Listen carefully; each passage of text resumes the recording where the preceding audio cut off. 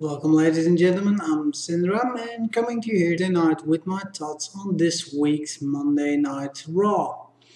Now, the European tour is over and we're back in the United States with a little bit of a worrisome Raw. And I say worrisome because, well, we're missing a lot of star power this week. Gotta say, not a lot of stars to be had.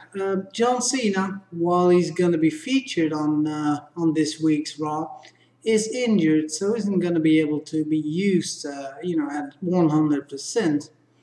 Obviously, The Rock is already gone. The Undertaker wrestled his last match this year as well, most likely. And other than that, of course, CM Punk is taking a little while off, and Brock Lesnar and Triple H are nowhere to be seen either. So, yeah, as far as star power is concerned, not a lot to be had this week on Raw, but hey, who knows? This might actually be a good thing. Gives these mid-carders perhaps a bit of a chance to step up and show that they get what it takes to go with the big dogs. But let's see. And we get a bit of an odd opener for this week's Raw. We get a triple threat match between Zeb Coulter, Ricardo Rodriguez, and Biggie Langston. Yeah, not exactly the kind of match you would imagine opening up a Raw, but okay, here we go. So this match, well, it's about as good as you can expect from the guys you see in the ring. Not really much to say here. It was a pretty terrible match, and well, it at the very least had a very small, funny segment in it, where Ricardo Rodriguez threw a bucket right against Biggie Langston's head. Gotta admit that that made me smile for a little bit, but other than that, this match was just horrendously stupid, to be honest, which was made even worse by the fact that Biggie Langston actually somehow managed not to win this.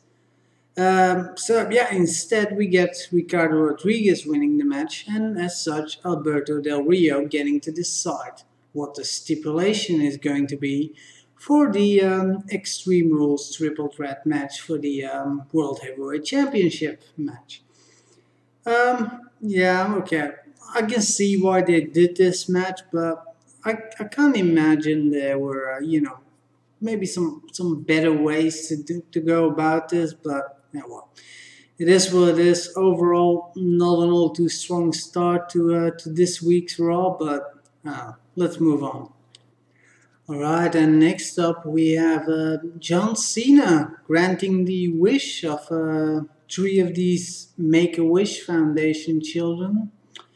And I gotta admit, I don't care too much for Cena, but he gets nothing but the utmost respect from me for giving these kids a lasting memory, something that they're going to be able to carry around for the rest of their lives and remember fondly. Yeah, overall, great stuff. I know it's basically just a PR thing, but you know what? To be honest, what does it really matter? I mean, it's really enough for these kids, and that's really all that matters. But hey, good job WWE. Good job John Cena. I'm happy they took their time to do something like this. Definitely keep this kind of stuff up. To be honest. Let's see if there's actually some decent wrestling still to be had. Well, ask and you shall receive. We get an absolutely great wrestling match here between Cody Rhodes and Randy Orton. Not exactly two guys I'd immediately link to a match of the evening, but they definitely delivered that tonight. Very nice stuff. I'm happy to finally see Cody Rhodes in a more high profile match. Despite, of course, him losing the match, he did look very strong in his defeat, and like I said, it's just nice to actually see him in a well lengthened match a match that isn't over in 2 minutes. And, against an actual opponent that means anything. Yeah, I'm happy that they gave him the chance and it paid off because, like I said, this match definitely match of the evening for me. There were a couple of other matches actually later on that were pretty damn good as well, but this one was just that little bit better in my opinion. So yeah, nice one, Cody Rhodes. Nice one, Randy Orton, and match of the evening. Let's move on. Okay, so Naomi versus Brie Bella. Typical Divas match. Enough said. Let's move on. Next up, we have Dolph Ziggler going up against Kofi Kingston in another good match. Yeah, that's right. These two guys managed to put up a very nice, fun show, as they usually do. I mean, these two guys have squared off a couple of times already, and it's usually a very entertaining matchup, and this time was no different. I gotta say, I'm a little bit disappointed by the way Ziggler picked up the win. I just don't feel that he's being represented as a properly strong champion. Because again, even against a guy like Kingston, he needed outside interference to pick up the victory. So I don't really agree with that.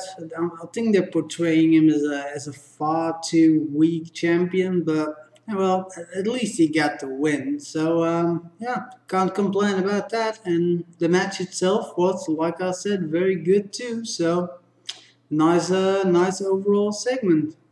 Moving on. Right, next up we have Jack Swagger going up against Zack Ryder.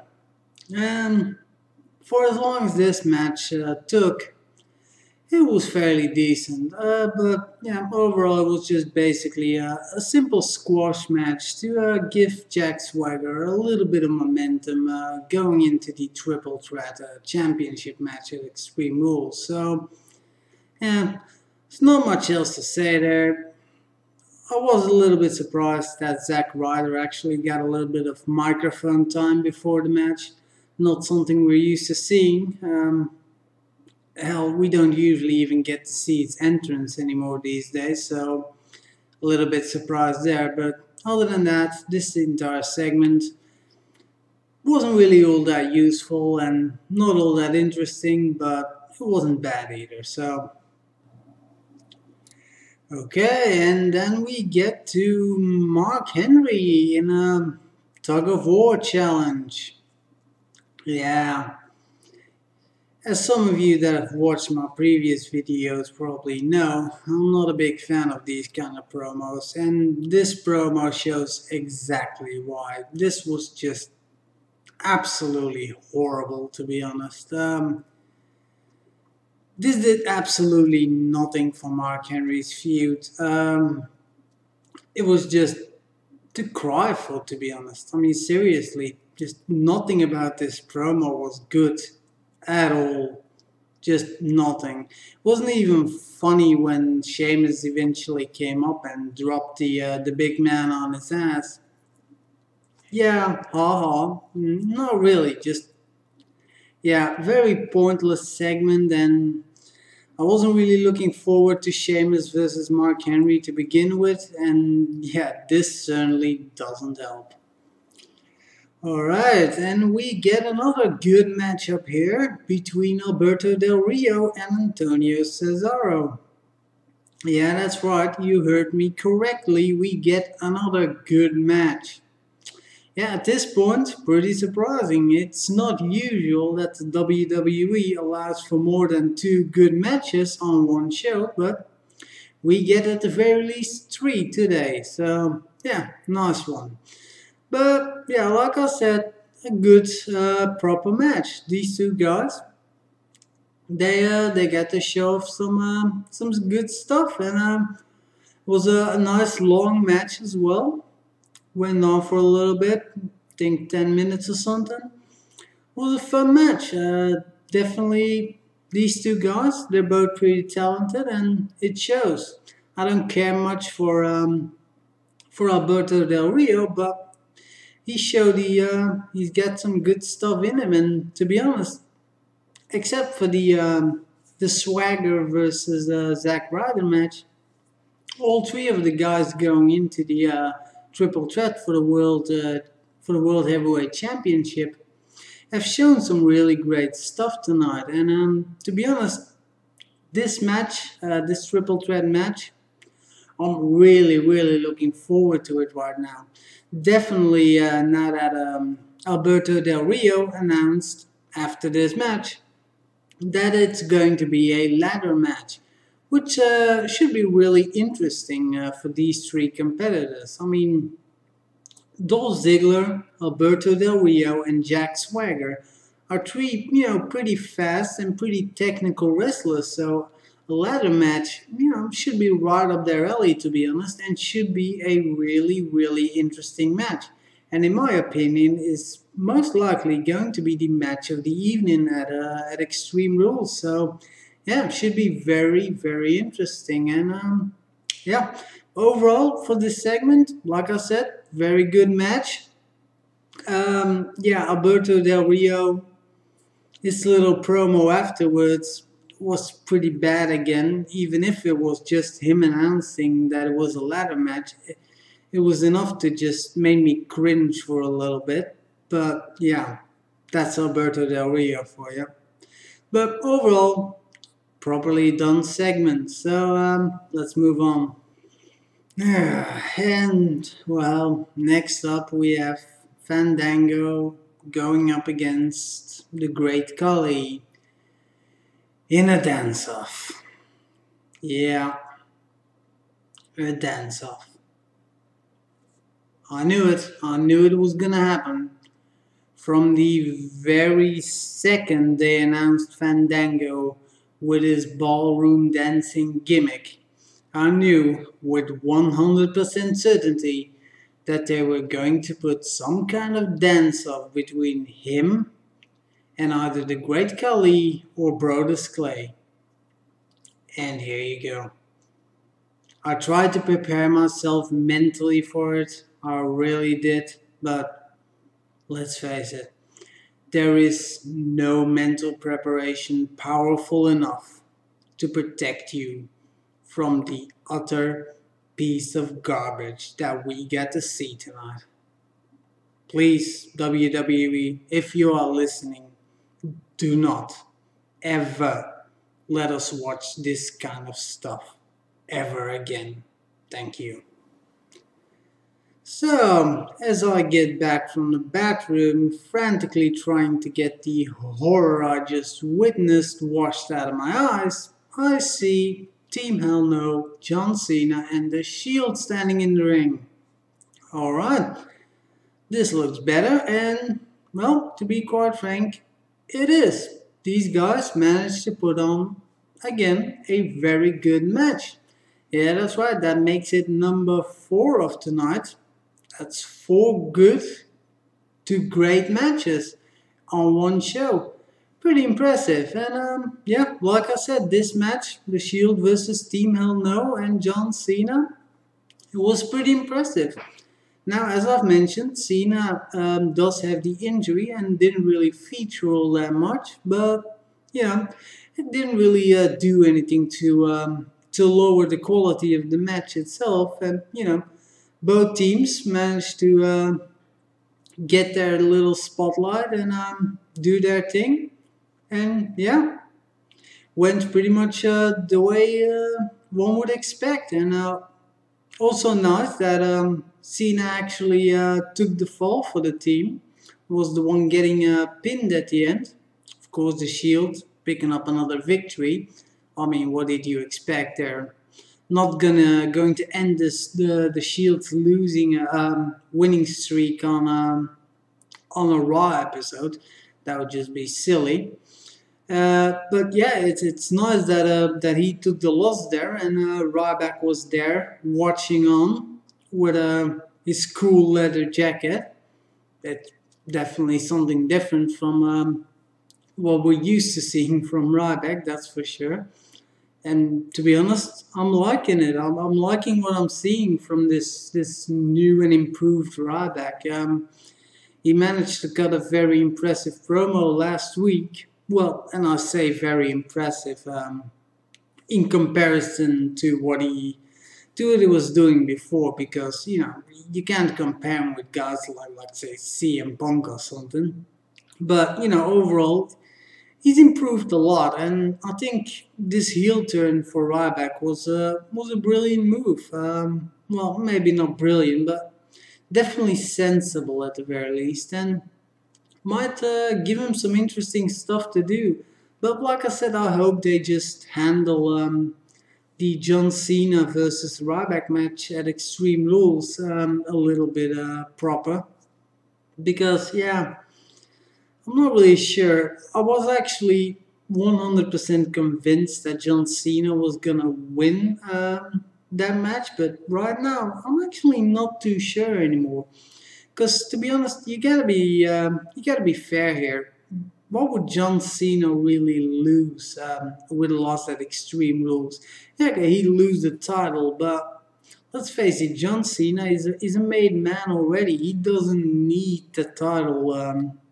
You know, to beat John Cena. Whereas Ryback, he really, really needs to pick up that pay-per-view win. I mean, he can't keep losing like this, or he's gonna lose just any shred of momentum that he has left at this point, which isn't really all that much to begin with. So, yeah, we're gonna have to wait and see about that. And yeah, of course, the other part of this match, the Shield going up against Team Hell No, probably gonna result in a title match at Extreme Rules, which is going to be a pretty excellent match, I reckon. And again, Shield with the tag team titles, I can hardly wait. So, what did I think about the show on in general? Yeah, a bit difficult to rate this week. I mean, on one hand, you get a lot of really good matches. I mean, we've had four really good to great matches, which is awesome for a Raw episode. Having four good matches, it's just fantastic. But on the other hand, you had a couple of really, and I do mean really weak promos and segments, like the dance off. Ugh. And, the opener triple threat match between the managers. Yeah, it's just a shame. I mean, they had all these great matches. If they had just, you know, putting out some decent segments in between there, this would have been a fantastic show, but somehow they still manage to screw it up, and it winds up being a pretty average show, because, to be honest, the great matches get fairly balanced out by the just absolutely horrible segments, sadly enough, but that's the case. So let's see what SmackDown has to offer this Friday. Could be interesting. There's already a couple of interesting matches that have been announced for Friday, so could be good. So until then, thank you very much for watching, ladies and gentlemen, and I will see you next time.